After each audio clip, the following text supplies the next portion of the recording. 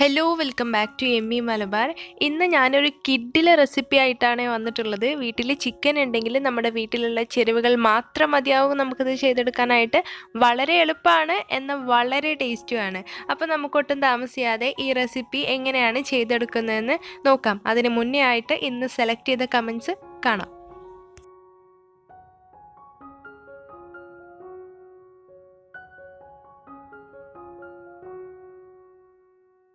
ആദ്യം ഒരു ബൗൾ എടുക്കുക. അതിലേക്ക് 1 കപ്പ് അളവിൽ മൈദ ചേർത്ത് കൊടുക്കുന്നുണ്ട്. മൈദ ഇട്ട് കൊടുത്തതിന് ശേഷം ഞാനിവിടെ ഒരു 1/4 കപ്പ് അളവിൽ ആട്ട ചേർത്ത് കൊടുക്കുന്നുണ്ട്, അതായത് ഗോതമ്പ് പൊടി. അപ്പോൾ നിങ്ങൾക്ക് മുഴുവനായിട്ടും മൈദയിൽ വേണമെങ്കിൽ ചെയ്യാം കേട്ടോ. ഇതുപോലെ ഇങ്ങനെ പകുതി പകുതി എടുത്ത് ചെയ്യണമെന്ന് നിർബന്ധമൊന്നുമില്ല. ഇനി ഇതിലേക്ക് നമുക്ക് ആവശ്യത്തിനുള്ള ഉപ്പ് ചേർത്ത് കൊടുക്കാം. പിന്നെ 2 ടേബിൾ സ്പൂൺ അളവിൽ ഓയിൽ കൂടി ചേർത്ത് കൊടുക്കാം. ഞാനിവിടെ സൺഫ്ലവർ ഓയിലാണ് എടുത്തിട്ടുള്ളത്. ഇതിന് പകരം നിങ്ങൾക്ക് നെയ്യും ചേർക്കാവുന്നതാണ്. അപ്പോൾ നിങ്ങൾ ഈ റെസിപ്പി ചെയ്തെടുക്കുമ്പോൾ മുഴുവനായിട്ട് ആട്ടയിൽ ചെയ്യരുത്, അപ്പോൾ അത്രയ്ക്ക് അങ്ങ് ടേസ്റ്റ് ഉണ്ടാവില്ല.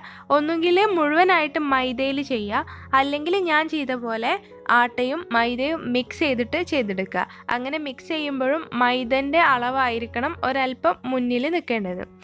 അപ്പോൾ ഇതാ ഞാൻ നന്നായിട്ട് കൈവച്ച് തിരുമ്മിയെടുത്തതിന് ശേഷം ഇതിലേക്ക് കുറച്ചായിട്ട് വെള്ളം ചേർത്തിട്ട് നല്ല രീതിയിൽ കുഴച്ചെടുക്കുക. നല്ല സോഫ്റ്റ് ആയിട്ടുള്ളൊരു മാവ് നമുക്ക് കിട്ടണം.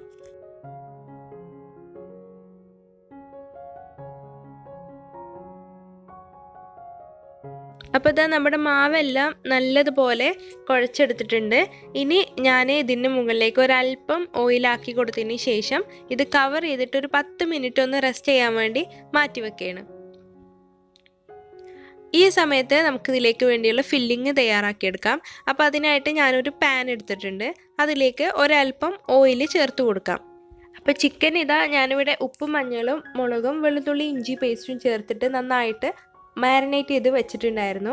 അത് നമുക്ക് എണ്ണ ചൂടായാൽ ഇതിലേക്ക് ഇട്ട് കൊടുത്തിട്ട് ഒന്ന് ഫ്രൈ ചെയ്തെടുക്കണം. ഓവറായിട്ട് ഫ്രൈ ചെയ്തെടുക്കേണ്ട ആവശ്യമില്ല, ജസ്റ്റ് ഒന്ന് കുക്കായി വന്നാൽ മതിയാകും.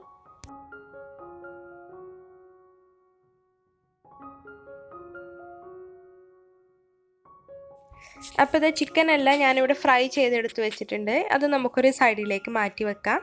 ശേഷം അതേ സെയിം പാനിലേക്ക് തന്നെ നമുക്ക് സവാളയും പച്ചമുളകും കട്ട് ചെയ്ത് ചേർത്ത് കൊടുക്കണം.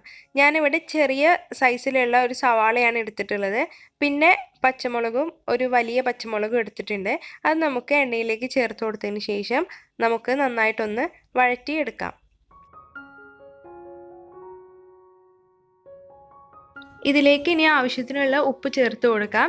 അപ്പോൾ ഒരു കാര്യം, നമ്മൾ മാവിൽ ഉപ്പ് ചേർത്തിട്ടുണ്ട്, അതേപോലെ തന്നെ നമ്മുടെ ചിക്കനിലും ഉപ്പ് ചേർത്തിട്ടുണ്ട്. അപ്പോൾ ഈ സവാളയിലേക്ക് വേണ്ട ഉപ്പ് മാത്രം ചേർത്ത് കൊടുത്താൽ മതി, അല്ലെങ്കിൽ ഉപ്പിൻ്റെ അളവ് കൂടിപ്പോകും. അപ്പോൾ ഇത് ഇത്രയും മതിയാകും. നമ്മുടെ സവാളയെല്ലാം നല്ലതുപോലെ വാടി വന്നിട്ടുണ്ട്. ഇനി ഇതിലേക്ക് നമ്മൾ നേരത്തെ പൊരിച്ച് മാറ്റി വെച്ച ചിക്കൻ ഒന്നുകിൽ മിക്സിയുടെ ജാറിലിട്ടിട്ട് ഒന്ന് ക്രഷ് ചെയ്തെടുക്കുക, അല്ലെങ്കിൽ ഇങ്ങനെ കൈ വെച്ചിട്ടോ കത്തി വെച്ചിട്ടോ ഒന്ന് പൊടിച്ചെടുക്കുക.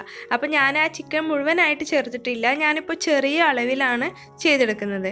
ഇനി ഇതിലേക്ക് ഞാൻ ഒരു 1/2 ടീസ്പൂൺ അളവിൽ ഗരം മസാല കൂടി ചേർത്തിട്ട് മിക്സ് ചെയ്ത് എടുക്കുകയാണ്. അപ്പോൾ ഇത്രയേ ഉള്ളൂ, നമ്മുടെ മസാല ഇവിടെ റെഡി ആയിട്ടുണ്ട്. ഞാൻ വേറെ ഒരു പൊടികളും ഒന്നും ചേർക്കുന്നില്ല, കാരണം നമ്മൾ ചിക്കൻ മാരിനേറ്റ് ചെയ്ത് വെച്ചതിൽ വെളുത്തുള്ളി ഇഞ്ചിയും പിന്നെ മുളക് പൊടി എല്ലാം ചേർത്തിട്ടുണ്ട്. അപ്പോൾ അതിൻ്റെ പേരിലാണ് അത് ചേർക്കാത്തത്, ഗരം മസാല മാത്രം ചേർത്തത്. അപ്പോൾ ഇതാ നമ്മുടെ മാവ് 15 മിനിറ്റിന് ശേഷം എടുത്തപ്പോൾ നല്ല സോഫ്റ്റായിട്ട് തന്നെ വന്നിട്ടുണ്ട്. ഇനി നമുക്ക് ഇത് ബൗളിൽ നിന്ന് മാറ്റിയതിന് ശേഷം കൗണ്ടർ ടോപ്പിൽ ഒരല്പം പൊടി ഇട്ടിട്ട് നന്നായിട്ടൊന്ന് വീണ്ടും കുഴച്ചെടുക്കാം. കുഴച്ചെടുത്തതിന് ശേഷം ഓരോ ചെറിയ ബൗളാക്കി മാറ്റിയിട്ട് നമുക്കിതൊന്ന് പരത്തിയെടുക്കണം.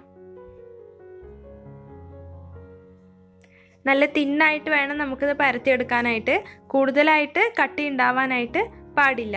നിങ്ങൾക്ക് പറ്റുന്ന അത്രയും നിങ്ങൾ കനം കുറച്ചിട്ട് പരത്തിയെടുക്കാനായിട്ട് ശ്രദ്ധിക്കുക. അപ്പോൾ ഇതാ ഞാൻ ആദ്യത്തെ പത്തിരി പരത്തിയെടുത്തിട്ടുണ്ട്. ഇനി നമുക്ക് ഇതുപോലുള്ളൊരു കുപ്പിയുടെ മുടിയോ അല്ലെങ്കിൽ എന്തെങ്കിലും ഒരു ബൗളോ വെച്ചിട്ട് നമുക്ക് ഇതുപോലൊന്ന് കട്ട് ചെയ്തെടുക്കാം. അപ്പോൾ ഇതെല്ലാം കട്ട് ചെയ്തെടുത്തിട്ടുണ്ട്.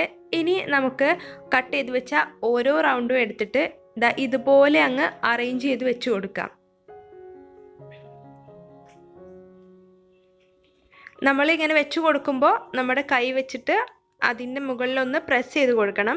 പ്രസ് ചെയ്തിട്ട് അതൊന്ന് ഒട്ടിച്ചു കൊടുക്കണം, അല്ലെങ്കിൽ അതങ്ങ് വിട്ടുപോരും. ശേഷം നമുക്ക് ഇതിൻ്റെ സെൻറ്ററിലായി നമ്മൾ ചെയ്തു വെച്ച മസാല അങ്ങ് വെച്ച് കൊടുക്കാം. മസാല വെച്ച് കൊടുത്തതിന് ശേഷം ഇതുപോലെ നമുക്കൊന്ന് ഫോൾഡ് ചെയ്തെടുക്കാം. ഒരു റൗണ്ടിൻ്റെ അറ്റത്ത് നിന്ന് മറ്റേ എൻഡിലേക്ക് അതങ്ങ് ഒട്ടിച്ചു കൊടുക്കാം. അപ്പോൾ ഇതിങ്ങനെ ചെയ്തെടുക്കുമ്പോൾ നമ്മുടെ വിരൽ വെച്ചിട്ട് നന്നായിട്ടൊന്ന് ഒട്ടിച്ചു കൊടുക്കാനായിട്ട് മറന്നു പോകരുത്. എല്ലാ എഡ്ജും നന്നായിട്ടങ്ങ് ഒട്ടിച്ചു കൊടുക്കാം. ശേഷം നമുക്ക് ഇത് ഒരറ്റത്ത് നിന്ന് ഇതുപോലെ അങ്ങ് ഫോൾഡ് ചെയ്ത് കൊണ്ടുവരാം. അപ്പോൾ നമുക്ക് നല്ല റോസ് ഷേപ്പിലുള്ള ഒരു സ്നാക്ക് കിട്ടും. അപ്പോൾ ഈ റെസിപ്പി ഒരുപാട് പഴയ റെസിപ്പിയാണ്. റോസ് മോമോസ് എല്ലാവർക്കും അറിയാവുന്നതാകും.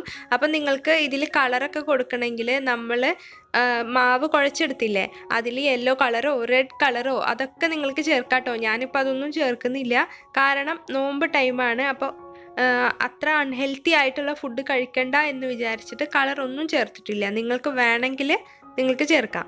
ഇനി ഇതുപോലെ നമുക്ക് ബാക്കിയുള്ളതെല്ലാം അങ്ങ് ചെയ്തെടുക്കാം.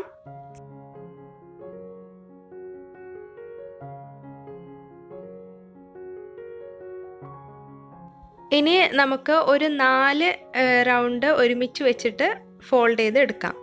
ഇതുപോലെ നിങ്ങൾക്ക് ഇഷ്ടമുള്ള അത്ര വെക്കാം. നിങ്ങൾക്ക് വലിയ റോസ് മോമോസൊക്കെ ആണ് വേണ്ടെങ്കിൽ നിങ്ങൾക്ക് 5ഉം 6ഉം റൗണ്ട് വെച്ചിട്ട് നിങ്ങൾക്ക് ചെയ്തെടുക്കാം.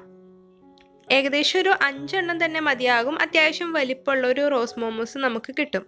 ഇത് 4 റൗണ്ട് വെച്ചിട്ടുള്ള റോസ് മോമോസ് ആണ്. അപ്പോൾ ഇതുപോലെ നമുക്ക് ബാക്കിയുള്ളതെല്ലാം അങ്ങ് ചെയ്തെടുക്കാം. അപ്പോൾ ഇതാ നമ്മുടെ റോസ് മോമോസ് എല്ലാം ഞാൻ ഇതുപോലുള്ളൊരു അലുമിനിയം ഫോയിലാക്കി മാറ്റിയിട്ടുണ്ട്. എന്നിട്ട് ഞാൻ വേറൊരു പാനിൽ വെള്ളം വെച്ചിട്ടുണ്ട്. അത് തിളച്ച് വന്നതിന് ശേഷം നമുക്കിതിലേക്ക് അലുമിനിയം ഫോയിൽ അങ്ങ് ഇറക്കി വെച്ച് കൊടുക്കാം. ഇതിന് പകരം നിങ്ങൾക്ക് ഇഡ്ഡലി പാത്രത്തിലും ചെയ്തെടുക്കാം കേട്ടോ. അതിന് പകരം ഇഡ്ഡലി പാത്രം ഇല്ലെങ്കിൽ നിങ്ങൾ ഇതുപോലെ അങ്ങ് ചെയ്തെടുത്താൽ മതി. ഈ അലുമിനിയം ഫോയിലിന് പകരം നിങ്ങൾക്ക് സ്റ്റീൽ പ്ലേറ്റ് വെച്ച് കൊടുത്താലും മതി. എന്നിട്ട് നമുക്ക് 20 മിനിറ്റിന് ശേഷം തുറന്നു നോക്കാം. അപ്പോൾ ഇതാ 20 മിനിറ്റ് ആയിട്ടുണ്ട്. നമ്മുടെ റോസ് മോമോസ് എല്ലാം അടിപൊളിയായിട്ട് കുക്കായി വന്നിട്ടുണ്ട്. വളരെ ടേസ്റ്റിയാണ്. ഇതിൻ്റെ കൂടെ ബെസ്റ്റ് കോമ്പിനേഷൻ എന്ന് പറയുന്നത് ടൊമാറ്റോ സോസ് ആണ്. അപ്പോൾ നിങ്ങളിത് ഉറപ്പായിട്ടും ട്രൈ ചെയ്ത് നോക്കണം, കാരണം അത്രയ്ക്ക് ടേസ്റ്റാണ്. അപ്പോൾ എല്ലാവർക്കും ഇന്നത്തെ വീഡിയോ ഇഷ്ടമായി എന്ന് വിശ്വസിക്കുന്നു. ഇഷ്ടമായാൽ ലൈക്ക് ചെയ്യാനും ഷെയർ ചെയ്യാനും ചാനൽ ആദ്യമായിട്ട് കാണുന്നവരുണ്ടെങ്കിൽ സബ്സ്ക്രൈബ് ചെയ്യാനും മറക്കരുത്. താങ്ക്